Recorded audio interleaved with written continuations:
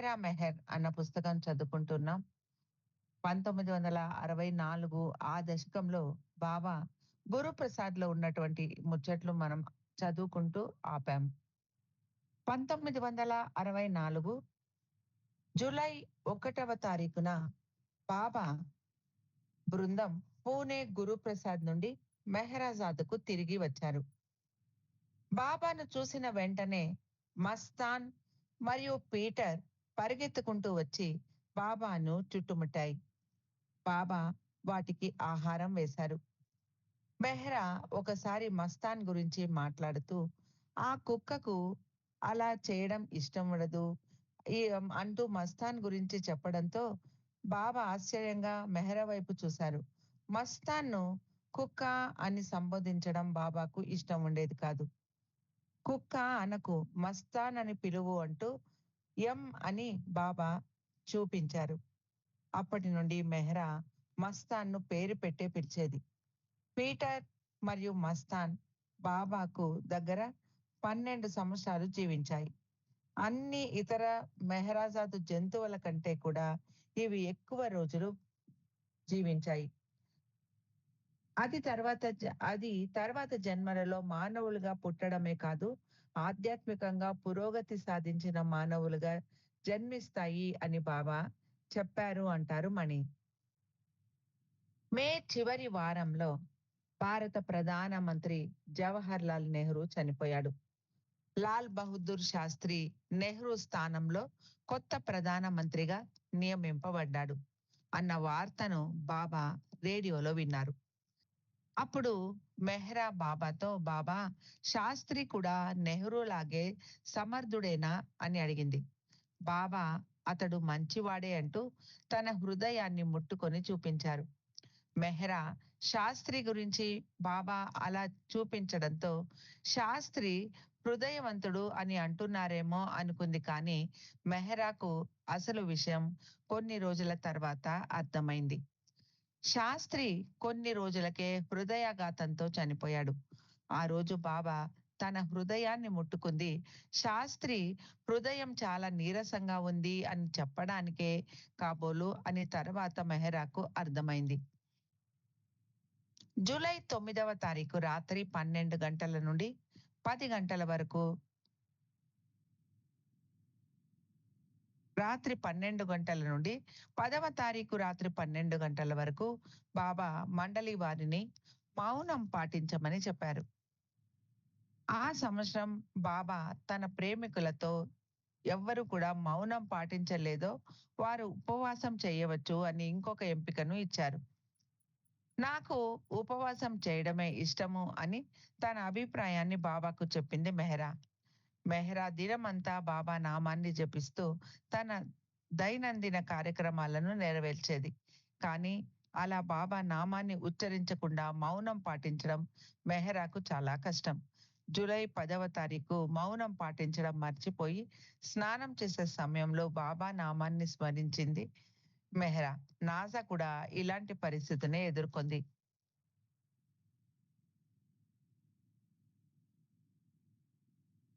తాను తన పనిని చేస్తాను అనేవారు బాబా.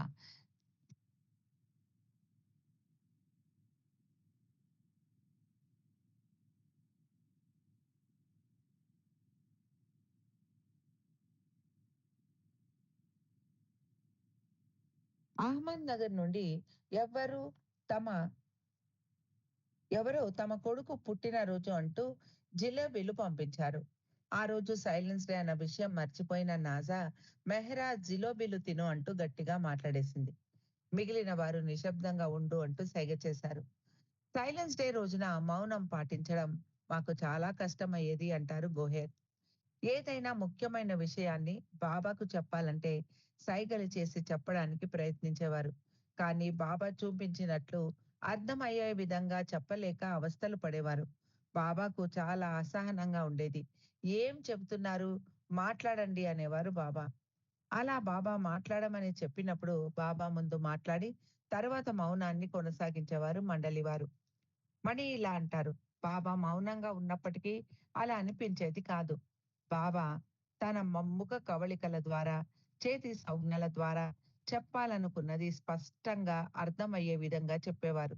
కానీ మేము మౌనంగా ఉన్న సమయంలో మందబుద్ధలమైన మేము బాబాకు అర్థమయ్యేలాగా సంజ్ఞలు చేయలేకపోయేవారం. బాబాకు చాలా ఇబ్బందిగా ఉండేది మాలాంటి మందబుద్ధులతో అంటారు మణి.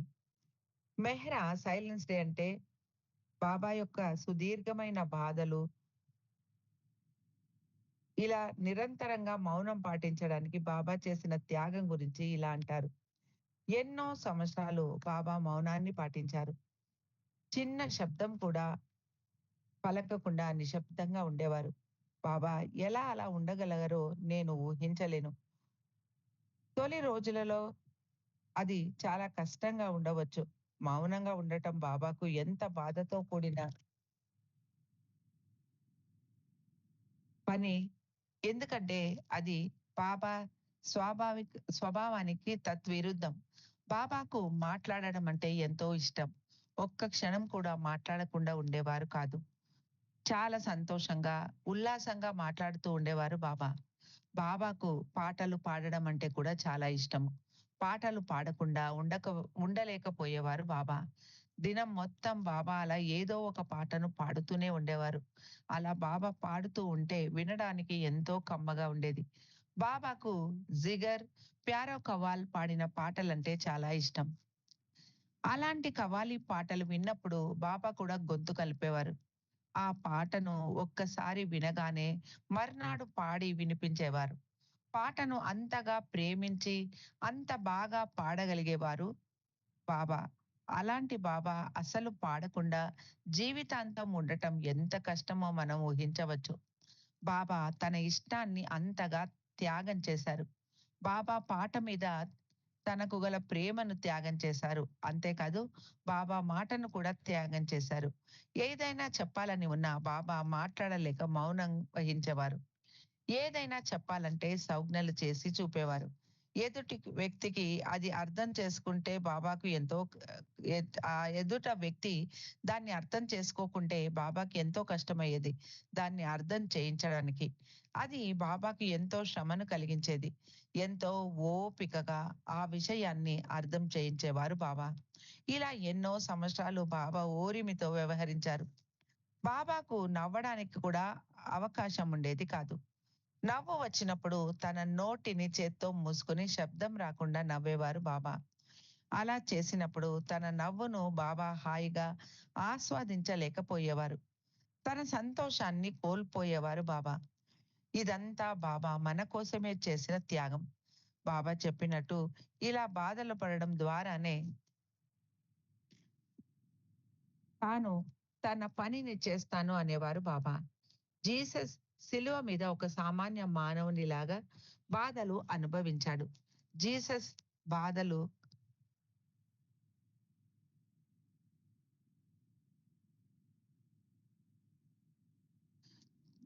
బాధలను తప్పించుకోవడానికి తన శక్తులను జీసస్ వాడలేదు.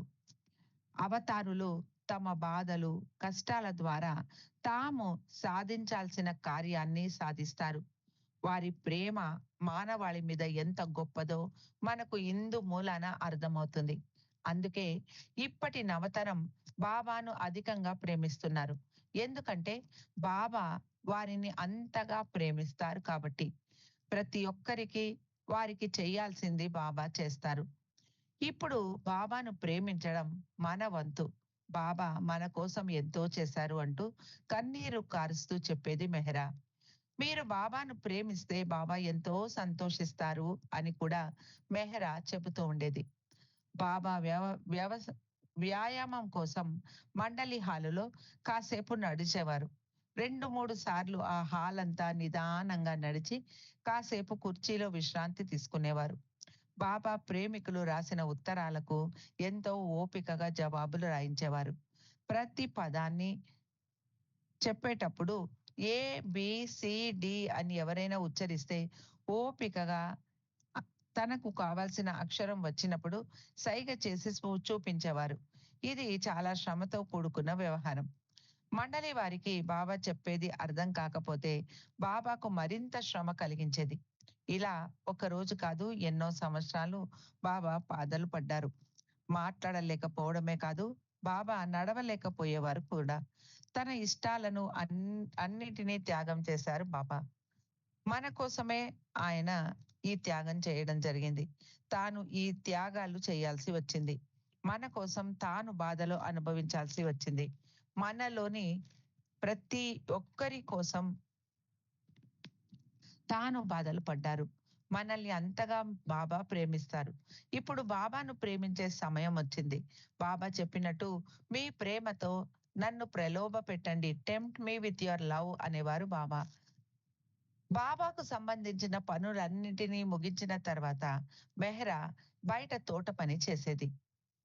మెహ్రా పురుషులను మాట్లాడకూడదు, వారి పేర్లను కూడా వినడానికి లేదు అన్న ఆంక్షలు తొలగించినప్పటికీ కూడా మెహ్రా తోటమాలితో నేరుగా మాట్లాడేది కాదు.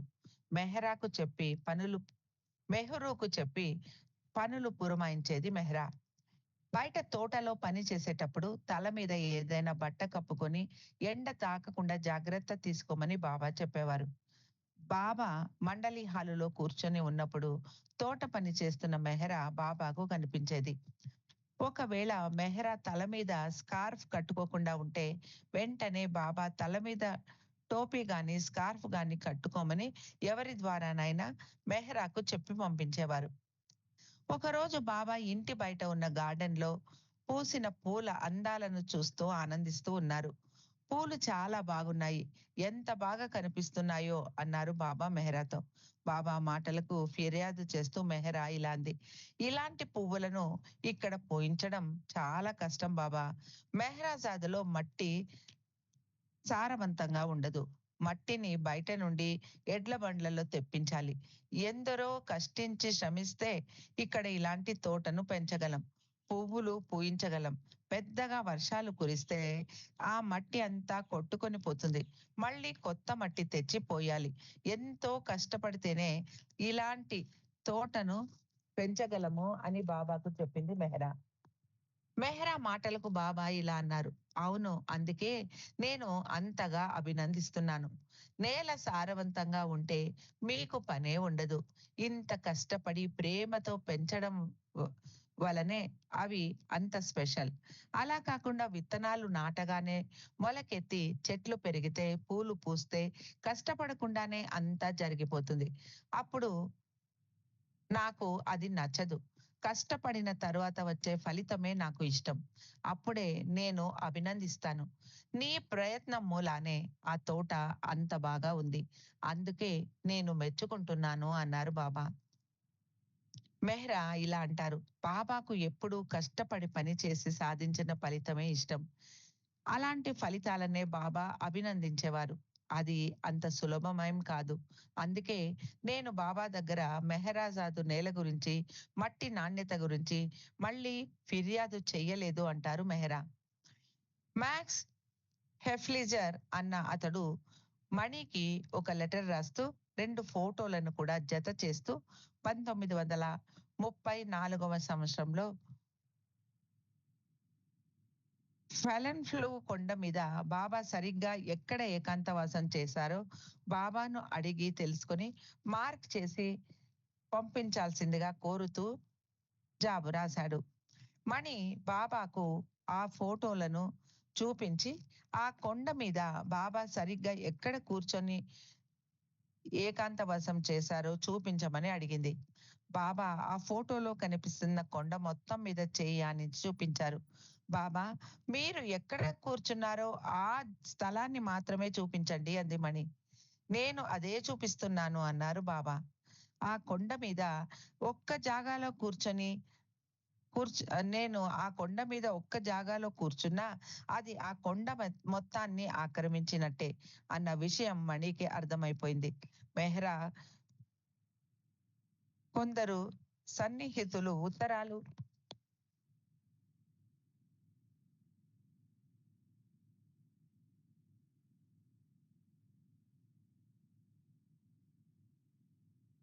రాసి వారితో ప్రత్యుత్తరాలు జరిపేది. ఐరన్ బిల్లోకు జవాబు రాసేది మెహ్రా. ఐరన్ రాసిన ఉత్తరాలను బాబాకు కూడా చదివి వినిపించేది మెహ్రా.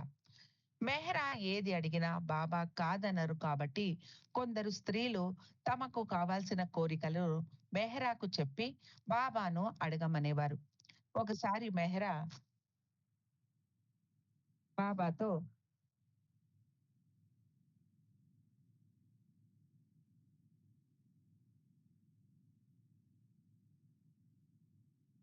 ఒక దంపతులకు పిల్లలను ఇవ్వమని కోరింది. బాబా అలాగే నా వద్ద చాలా మంది పిల్లలు ఉన్నారు అన్నారు, కానీ అది జరగలేదు. బాబా దగ్గరికి వచ్చిన దంపతులు తమకు పిల్లలు తమ పిల్లలకు పేరు పెట్టమని అడిగితే బాబా మెహ్రా పేరునే పెట్టేవారు. మెహ్రా రాయడానికి బాబా అనుమతి లేదు కాబట్టి మెహ్రా రాయాల్సిన ఉత్తరాలను మెహ్రు రాసేది. ఒకసారి ఒక స్త్రీ మెహ్రాకు ఉత్తరం రాస్తూ తన కొడుకు గణితంలో చాలా వెనకబడి ఉన్నాడు, ఏం చెయ్యాలి అని సలహా అడుగుతూ ఉత్తరం రాసింది. మెహ్రా సహానుభూతితో బాబాకు ఆ ఉత్తరం వినిపించింది. బాబా మెహ్రాతో మరేమీ చింతించకు అంటూ ఆమెకు జవాబు రాయి. నేను కూడా స్కూల్లో చదివే రోజుల్లో లెక్కల్లో వెనకబడి ఉండేవాడిని అని చెప్పారు. బాబా మాటలు విన్న మెహ్రాకు ఊరట కలిగింది. తాను లెక్కల్లో వీక్ కాబట్టి మెహ్రాకు బాబా అలా చెప్పడం సంతోషాన్ని కలిగించింది. చిన్న పిల్లలు తమ టీచర్లు చెప్పే పాఠాలను చదవలేక అవస్థ పడుతూ ఉంటే మెహ్రాకు అయ్యో పాపం అని అనిపించేది. టీచర్లు చెప్పే పాఠాలు అర్థం కాకపోయినా వాళ్ళు అలా చదువుతూనే ఉండాలి పాపం అనుకునేది మెహ్రా. బాబాతో కూడా బాబా నన్ను మళ్ళీ జన్మించేలాగా చెయ్యకండి. నేను మళ్ళీ పుడితే మళ్ళీ స్కూల్‌కి వెళ్లి చదువుకోవాలి. నాకు మీ దగ్గరే ఉండి మీకు సేవ చేసుకునే భాగ్యాన్ని ప్రసాదించండి అని చెప్పేది మెహ్రా. మెహ్రాకు చదవడం, రాయడం అంటే నచ్చదు కాబట్టి బాబా సుశీలను పక్కకు పిలిచి మెహ్రాకు కథల పుస్తకాలు కూడా చదవడానికి ఇవ్వకండి. ఆమెకు కేవలం పుస్తకాలలోని చిత్రాలను మాత్రమే చూపించండి అని చెప్పేవారు. ఇది అంత ముఖ్యం కాని విషయం అయినా కూడా బాబా మెహ్రా ఆనందాన్ని ఎంత ప్రాముఖ్యత ఇచ్చేవారో మనకు అర్థమవుతుంది. బావూజీ కూతురు చిన్న పిల్ల అయినటువంటి షీలాకు మెహ్రా చేతిలోని రేఖలు చూడాలని కోరికగా ఉండేది. షీలాకు మెహ్రాను ఎందుకు అంతగా ప్రేమిస్తారు? ఆమె హస్తరేఖలు అంత బాగుంటాయా? అందుకే ఆమెకు అంత అదృష్టం దొరికిందా? అన్న ఆలోచన ఉండేది. కానీ షీలా ఎప్పుడూ మెహ్రా చేతిని చూడాలన్న తన కోరికను మెహ్రాకు చెప్పలేదు. అక్టోబర్ మాసంలో రకరకాల పక్షులు హిమాలయాల నుండి వలస వచ్చి మెహ్రాజాదులో కొన్ని రోజులు ఉండి వెళ్ళేవి. స్త్రీలు వాటికి తినడానికి ఆహారాన్ని ఇచ్చేవారు. మెహ్రా బాబాకు కూడా ఆ పక్షులకు ఆహారాన్ని ఈ బాబా చేతితో ఇవ్వమని కోరేది. అలా ఆ పక్షులు ఆహారం కోసం వచ్చినప్పుడు బాబా గమనిస్తే స్త్రీలను నిశ్శబ్దంగా ఉండమని సైగ చేసేవారు. ఆ పక్షులు ఎక్కడ ఎగిరిపోతాయో అని బాబా జాగ్రత్త పడేవారు. బాబాకు అంతటి దయ, కరుణ ఉండేది ఆ పక్షుల మీద అంటారు మెహ్రా. భగవంతుడంటే ప్రేమ. బాబా మూర్తీభవించిన ప్రేమే. అందుకే ఇంతమంది యువత బాబాకు ఆకర్షితులవుతున్నారు. బాబా ప్రతి ఒక్కరిని ప్రేమిస్తారు. నా ప్రేమ మిమ్మల్ని నా వద్దకు తీసుకొచ్చింది అనేవారు బాబా. ఫ్యామిలీ లెటర్స్ కాకుండా ప్రపంచ నలుమూలల్లో ఉన్న బాబా ప్రేమికులతో ప్రత్యుత్తరాలు జరిపేది. మెహ్రు చెల్లెలు నగ్గు 1964వ సంవత్సరంలో 2 సార్లు మెహ్రాజాద్‌కు వచ్చింది. డాక్టర్‌గా నగ్గు జాంబియాలో తన భర్త, 2 పిల్లలతో జీవిస్తోంది. నగ్గు చిన్న కొడుకు 8 నెలల పిల్లవాడు. వాడు బాబా గదిలోని వాడు బాబా గదిలోకి దొగ్గాడుకుంటూ వెళ్ళడం చూసిన బాబా ఎంతో ఆనందించేవారు. భోజనం చేస్తున్న సమయంలో బాబా నగ్గుతో 2 పిల్లలు చాలు అన్నారు. నగ్గు జవాబు చెప్పకుండా నవ్వి ఊరుకుంది. బాబా నగ్గుతో సరే ఇంకొక్కరు అంతే ఇక వద్దు అని చెప్పారు. నగ్గు తిరిగి ఆఫ్రికా వెళ్ళిపోయింది. ఆమెకు ఇంకొక కూతురు జన్మించింది. మళ్ళీ నగ్గు బాబాను చూడలేదు. డిసెంబర్ 15వ తారీఖు బాబా సోదరుడు ఆది జూనియర్ ఇంగ్లాండ్ నుండి తన భార్య ఫ్రీని, పిల్లలు దారా మరియు షిరీన్‌తో అహ్మద్‌నగర్ వచ్చారు. బాబాను మెహ్రాజాద్‌లో కలిసిన ఆది మణితో మెహ్రాను పలకరించాలి అన్నాడు. మణి బాబాతో ఆ విషయం చెప్పగా బాబా అందుకు అంగీకరించారు. బాబూజీ కూతురు షీలా వెళ్లి మెహ్రాకు ఈ విషయం చెప్పి, ఆది జూనియర్ నిన్ను కలవడానికి వస్తున్నాడు. నువ్వు త్వరగా తయారవ్వాలని బాబా చెప్పమన్నారు అని చెప్పింది. అంతవరకు ముగ్గురు పురుషులు విల్ బ్యాకెట్, హ్యారీ కెన్మోర్, పాపా జస్సావాలా ఈ ముగ్గురు మాత్రమే మెహ్రాను బాబా ఆదేశానుసారం కలిసి ఉన్నారు. ఇప్పటికి కూడా మెహ్రాకు పురుషులతో మాట్లాడకూడదు అన్న ఆదేశం ఉండనే ఉంది. మెహ్రా చిన్నప్పుడు కుర్రవాడిగా ఉన్న ఆదిని చూసి మాట్లాడింది కానీ పోస్టాఫీస్ బిల్డింగ్ లో ఉన్న సమయంలో అప్పుడు. కానీ ఇప్పుడు ఆదిని కలవడం మెహ్రాకు ఇష్టం లేదు. కంగారుగా ఉంది మెహ్రాకు. మెహ్రా కంగారు చూసిన బాబా మరేమీ పర్వాలేదు, చింతించకు, నేను నీ పక్కనే ఉంటాను అని మెహ్రాకు ధైర్యం చెప్పారు.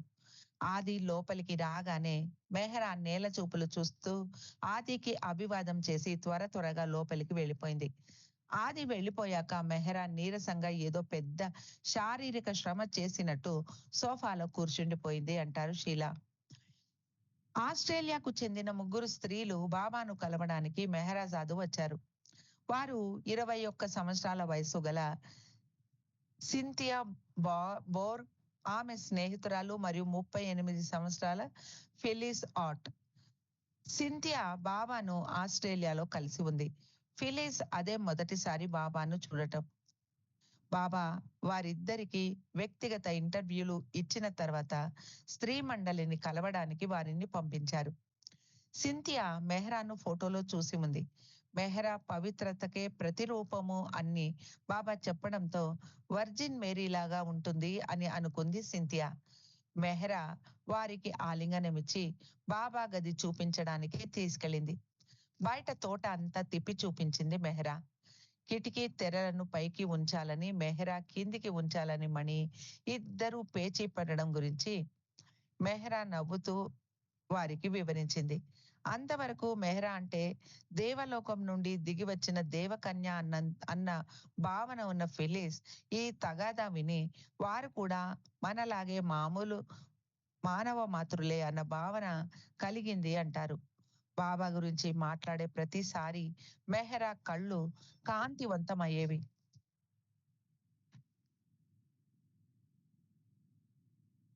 బాబా మీద మెహ్రాకు ఉన్న ప్రేమతో ఆమె రూప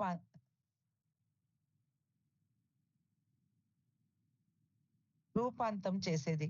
ఆమె రూపంలో మార్పు వచ్చేసేది. అందుకే మెహ్రా అంత అందంగా కనపడేదేమో అంటారు ఫిలిస్, సింథియా. ఫిలిస్ మెహ్రా చాలా సంవత్సరాల నుండి పురుషులను చూడకుండా ఏకాంతంగా జీవిస్తోంది అన్న విషయం విని మెహ్రా అణిచివేతకు గురైన ఒక మహిళ, ఆమె పరదాలో జీవిస్తున్న మహిళ అనుకుంది. కానీ ఆమెను చూసిన తర్వాత మెహ్రా ఎంతో సహజంగా బలవంతురాలిగా ఉండటం చూసి ఆశ్చర్యపోయింది.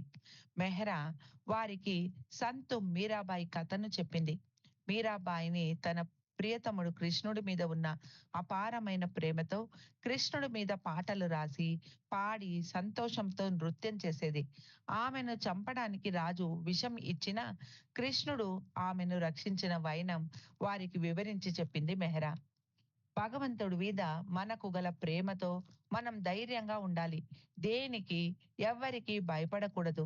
బాబా మనలందరినీ కాపాడతారు అని చెప్పింది మెహ్రా.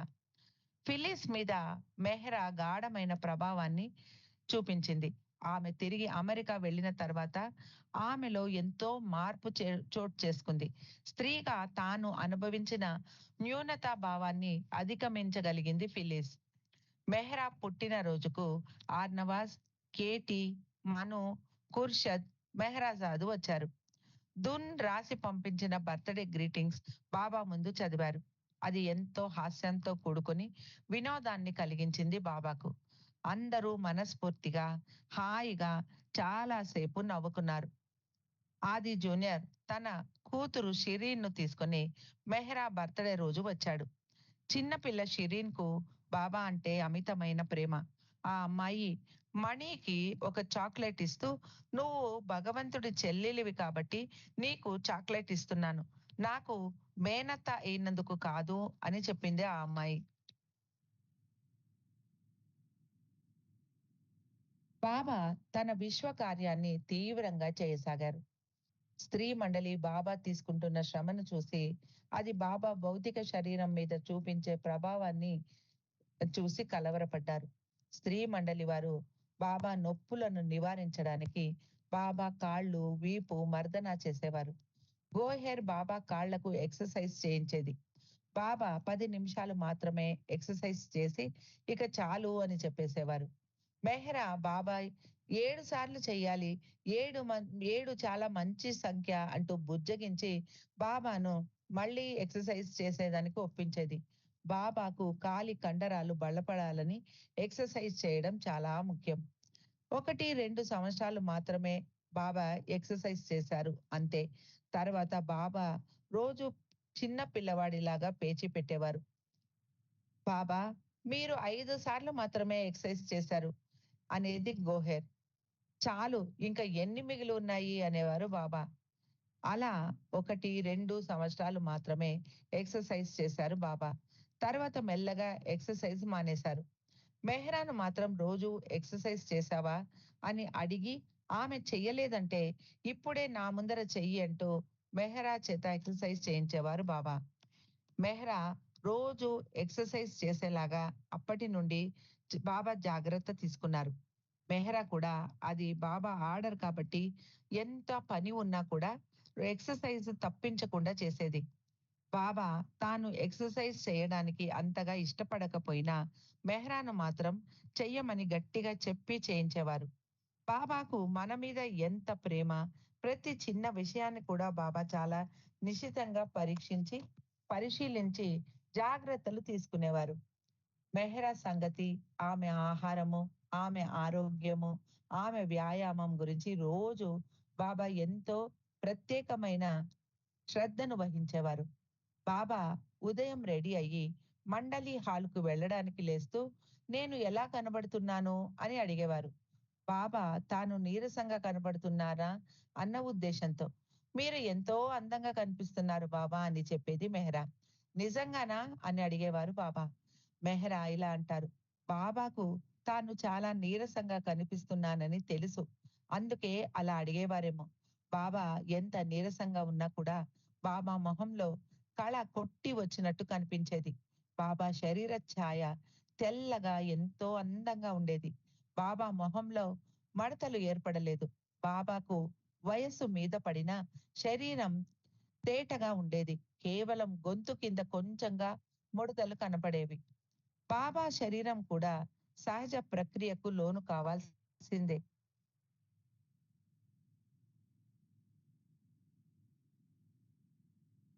కానీ బాబా శాశ్వతమైన యవ్వనం కలిగిన వారు. బాబా ప్రేమకు వయస్సు అనేది లేదు. బాబా భగవంతుడు, శాశ్వతుడు అంటారు మెహ్రా. రెండవ యాక్సిడెంట్ జరిగిన తర్వాత బాబాయ్ ఎక్కువగా స్త్రీ మండలి వైపు ఉన్నప్పుడు సంగీతాన్ని వినేవారు. గోహెర్ రేడియో తెచ్చి పాటలు వినిపించేది. బాబాకు కవ్వాలి పాటలంటే ఇష్టం కాబట్టి పాకిస్తాన్ రేడియోను ట్యూన్ చేసి పెట్టేది గోహెర్. బాబా పాకిస్తానీ గాయకులు పాడిన పాటలు చాలా ఇష్టంగా వినేవారు. ముఖ్యంగా 'లైలా', 'రెహమా', 'మల్లిక' ఆహ్, 'పుఖరాజ్' పాటలంటే బాబాకు చాలా ఇష్టం. మెహ్రా ప్రకారం బాబా భారతీయ గాయకుడు మహమ్మద్ రఫీ పాటలంటే కూడా చాలా ఇష్టపడేవారు. ఒకరోజు బాబా రేడియోలో కవ్వాలి పాటలు వింటూ ఉండగా బాబాకు ఇష్టమైన ఒక పాట మొదలైంది. అంతలో బాబా మండలి హాలుకు వెళ్ళే సమయం అవడంతో బాబా వెళ్ళడానికి లేచారు. బాబాకు పాటను మధ్యలో వదిలి వెళ్ళడం ఇష్టం లేదు. అని మెహ్రాకు తెలుసు. మెహ్రా ఆ రేడియో పట్టుకొని బాబా వెనకాల వెళ్ళమని గోహెర్‌కు చెప్పి పంపించింది.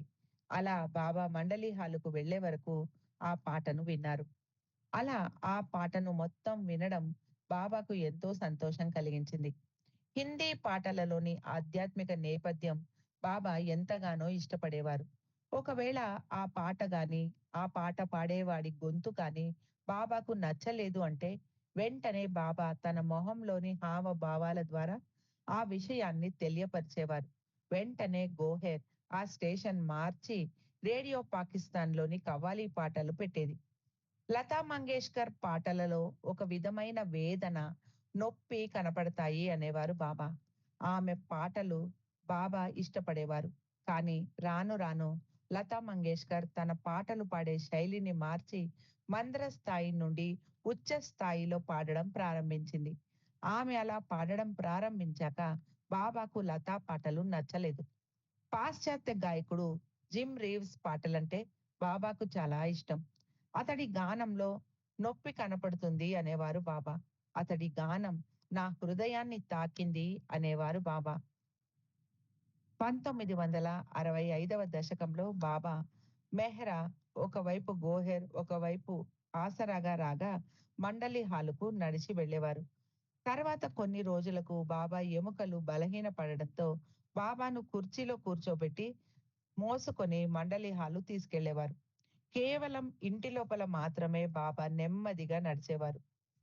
కొండలు, గుట్టలు ఎంతో సునాయాసంగా ఎక్కేసిన బాబా ఇప్పుడు ఇంట్లో కూడా నడవడానికి చాలా కష్టపడుతూ ఉండేవారు. బాబా అలా నిస్సహాయులుగా, నీరసంగా నడవడం మేము చూడలేకపోయేవారము అంటారు స్త్రీ మండలి వారు. కానీ స్త్రీలు అలా దిగులుగా ఉండడం బాబాకు నచ్చేది కాదు. అందరూ సంతోషంగా, ఉత్సాహంగా ఉండాలి అని బాబా కోరుకునేవారు. తన చుట్టూ ఉన్నవారు ఉల్లాసంగా ఉంటే తనకు ఎంతో సహాయం చేసినట్టు అనేవారు బాబా. అందుకే స్త్రీలు అయినంత ఉత్సాహంగా, సంతోషంగా ఉండటానికి ప్రయత్నించేవారు. బాబాకు విధేయత చూపించడానికి వాళ్ళు ప్రయత్నించేవారు. బాబా మన నుండి ప్రేమ మరియు విధేయతలనే కోరుకుంటారు. బాబాకు నడవడం అంటే ఎంతో ఇష్టం. తన చివరి 12 సంవత్సరాలు 1957వ సంవత్సరం నుండి బాబా నడకను కూడా త్యాగం చేయాల్సి వచ్చింది. తనకు ఎంతో ఇష్టమైన మాట, పాటలను కూడా మన కోసం త్యాగం చేశారు బాబా. మనలోని ప్రతి ఒక్కరిని బాబా అంతగా ప్రేమిస్తారు. ఎన్ని సంస్కారాలను బాబా తుడిచివేశారు. అందుకే మనం ఆయనను ప్రేమించగలిగే స్థితిలో ఉన్నాం. అది బాబా అది బాబాయే సుసాధ్యం చేశారు. బాబా ప్రేమ అత్యంత ముఖ్యమైనది. ఇప్పుడు బాబాకు మన ప్రేమ కావాలి. భగవంతుడికి మరేమీ అవసరం లేదు. కేవలం ప్రేమే కావాలి. అదే అత్యంత ముఖ్యం భ భగవంతుడికి. కబీర్ చెప్పినట్టు చేపకు నీరు చాలా అవసరం.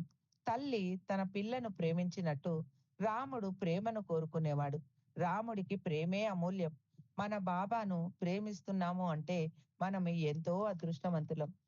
బాబా మండలి హాలుకు వెళ్ళడానికి సిద్ధం అవ్వగానే గోహెర్ విజిల్ ఊపేది. కాకా, ఫ్రాన్సిస్ మరియు ఇద్దరు పనివారు పరిగెత్తుకుంటూ వచ్చి బాబా కూర్చున్న కుర్చీని మోసుకుంటూ వెళ్ళేవారు. బాబా ఆ ఇద్దరు పని చేసే కుర్రవాళ్లను చూస్తూ చిరునవ్వు నవ్వేవారు. బాబా ప్రతి ఒక్కరిని ఎంతో ప్రేమతో చూసేవారు. వారు కేవలం పని చేయడానికే వచ్చారు అన్న భావన వారికి కలగనీయకుండా బాబా ప్రేమతో మసలుకునేవారు. బాబాకు గోహెర్, రానో వేడి వేడి వేడి నీటిని చేతులు కడుక్కోవడానికి తీసుకువెళ్ళేవారు. బాబా కుర్చీ పక్కనే ఒక టీపాయ్ మీద ఒక బేసిన్ ఉంచేవారు. బాబా చేయి కడగడానికి సిద్ధంగా. మండలి హాలు వెనక ద్వారం దగ్గర 2 కంచు గంటలు ఉండేవి. ఒకటి పెద్దది. దాన్ని కొట్టగానే గోహెర్ రావాలని సంకేతం. రెండవ చిన్న గంట కొట్టగానే మణి పరిగెత్తుకొచ్చేది. రానోను పిలవాలంటే మండలి వారు గట్టిగా పేరు పెట్టి పిలిచేవారు. బాబా 2 గంటలు మండలి హాల్‌లోనే గడిపి 12 గంటలకు తిరిగి ఇంటిలోకి వచ్చేవారు. ఆ 2 గంటల సమయంలో స్త్రీలు తమ పనులు త్వరగా ముగించేసుకునేవారు. బాబా గదిని సర్దడం, బాబా బట్టలు ఉతికి స్నానాదులు ముగించేవారు స్త్రీ మండలి వారు. బాబా సాద్రాకు గుండీలు కుట్టడం, చిరుగులు ఉంటే వాటిని కుట్టి, బాబా కోట్‌కు ఏదైనా మరమ్మతులు ఉంటే ఆ సమయంలో చేసేవారు. బాబా మంచం మీద దుప్పటి, దిండు, ముసుగులను రోజు మార్చి ఉతికిన వాటిని పరిచేవారు. బాబాకు చెమట ఎక్కువ కాబట్టి వాసన రాకుండా మెహరా చాలా జాగ్రత్త తీసుకునేది. బాబా మాట్లాడకుండా, నోరు మెదపకుండా ఉండేవారు కాబట్టి, నోరు వాసన రాకుండా ఉండటానికి మెహరా కొబ్బెర, యాలకులు, లవంగాలు, వక్కలు దంచి నున్నగా చేసి బాబాకు తినడానికి మండలి హాలుకు పంపించేది. కొన్నిసార్లు మెహరాజాదు తోటలోని కొబ్బరి చెట్లలోని తీయని నీళ్లను బాబాకు తాగడానికి పంపించేది మెహరా. మెహరాతో పాటుగా ఎవరో ఒకరు ఉండాలి అనే ఆదేశాన్ని బాబా సడలించినా కూడా, బాబా మెహ్రా ఏం చేస్తోంది, ఎక్కడ ఉంది అన్న విషయాన్ని గమనిస్తూనే ఉండేవారు. ఎప్పుడూ ఎవరో ఒకరు మెహ్రాను గమనించవలి గమనించుకొని ఉండాలి అని ఆదేశించారు. బాబా చేస్తున్న విశ్వకార్య భారం ఎంతో బాధ కలిగించేది బాబాకు. కొన్ని సరదా సంఘటనలు బాబా భారాన్ని తగ్గించి, బాబాకు ఊరట కలిగించేవి. అవతార్ మెహర్ బాబా కీ జై.